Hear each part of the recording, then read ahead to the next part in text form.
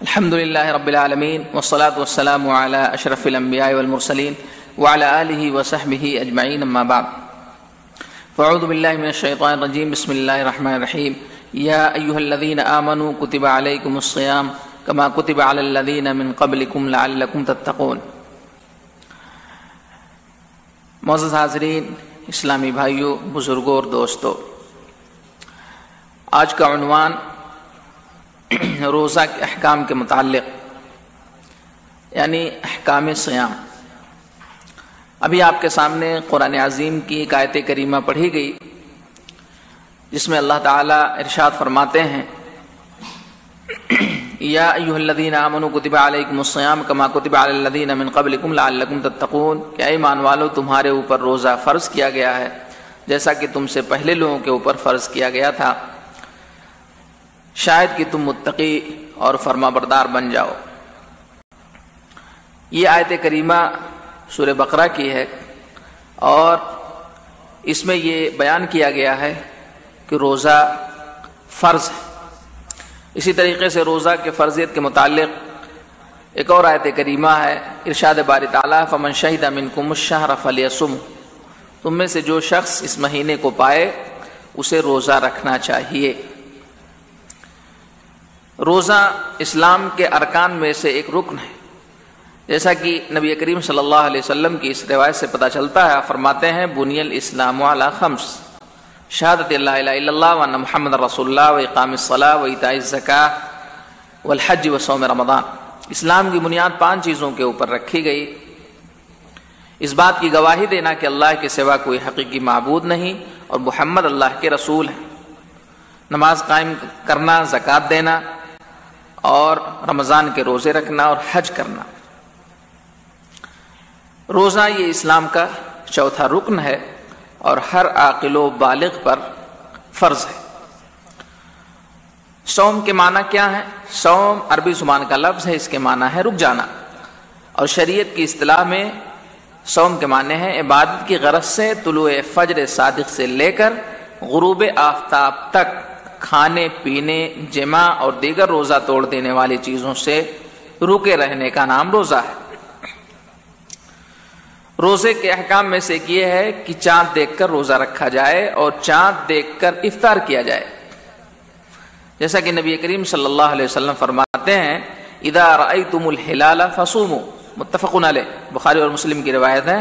آپ فرماتے ہیں کہ جب تم چاند دیکھو تو روزے رکھو، یعنی اگر 29 شعبان کو چاند نظر نہ آئے تو شعبان کی 30 تاریخ میں روزہ نہ رکھا جائے بلکہ شعبان کا مہینہ پورا کیا جائے، اور جب 30 پورے ہو جائیں تو اس کے بعد روزہ شروع کیا جائے، جیسا کہ نبی کریم صلی اللہ علیہ وسلم فرماتے ہیں الشہر 29 فلا تصوموا حتى تروا فإن غم عليكم فأكملوا العدة 30، متفق علیہ۔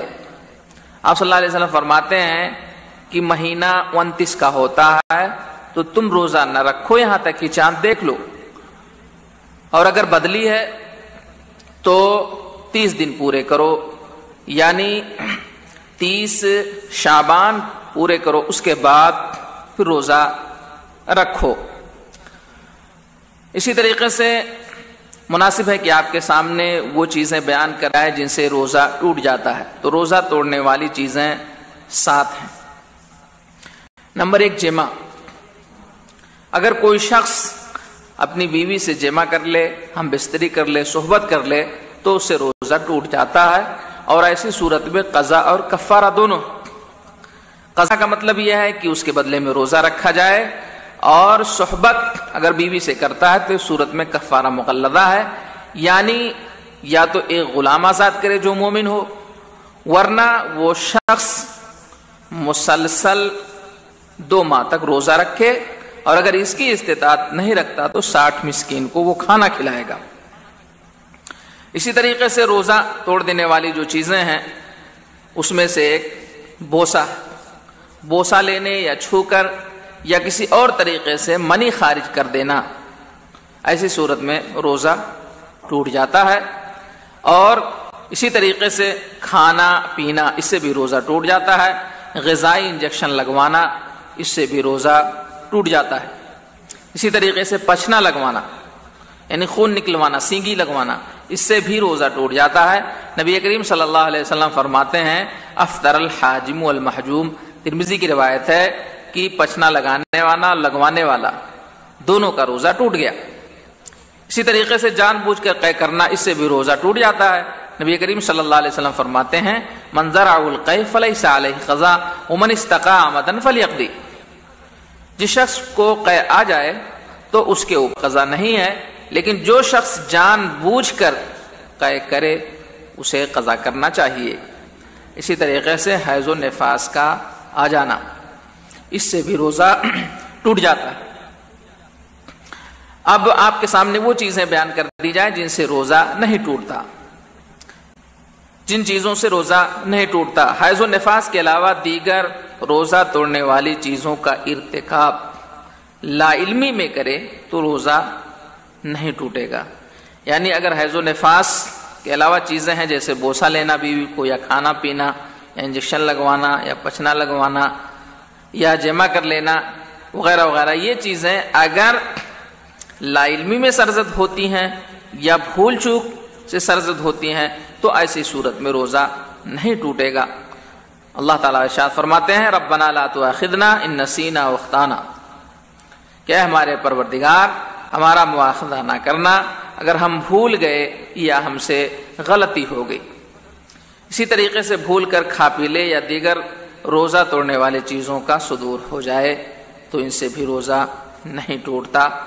نبی کریم صلی اللہ علیہ وسلم ارشاد فرماتے ہیں من نسی وهو صائم فاکل او شرب فلیتم صومه فانما اطعمه الله وسقاه، جو شخص بھول گیا اور کھا پی لیا تو اپنا روزہ پورا کرے، اس لیے کہ اسے اللہ تعالیٰ نے کھلایا اور پلایا. اسی طریقے سے اگر زبردستی روزہ توڑ دینے والی چیزوں کے استعمال پر مجبور کیا جائے تو اس سے روزہ نہیں ٹوٹتا. نبی کریم صلی اللہ علیہ وسلم فرماتے ہیں ان اللہ تجاوز عن امتی الخطا والنسیان وما استکرہوا علیہ، ابن ماجہ کی روایت ہے کہ اللہ تعالیٰ نے میری امت سے خطا و نسیان معاف کر دیا ہے. اسی طریقے سے جن کے اوپر انہیں مجبور کیا جائے، سرما لگانے، آنکھ ناک کان یا زخم میں دوا لگانے، بوقت ضرورت اور بقدر ضرورت مزہ چکھنے بشرطے کہ اسے نہ نگلے، مسواک کرنے سے، اسی طریقے سے سر پر ٹھنڈا پانی رکھنے سے روزہ نہیں ٹوٹتا تھا. یہ بعض رمضان کے متعلق مسائل اور حکام تھے جن کا ذکر کیا گیا. دعا کریں کہ اللہ تعالی ہمیں رمضان کا مہینہ کتاب و سنت کے مطابق گزارنے کی توفیق عطا فرمائے. آمین. السلام علیکم ورحمۃ اللہ وبرکاتہ.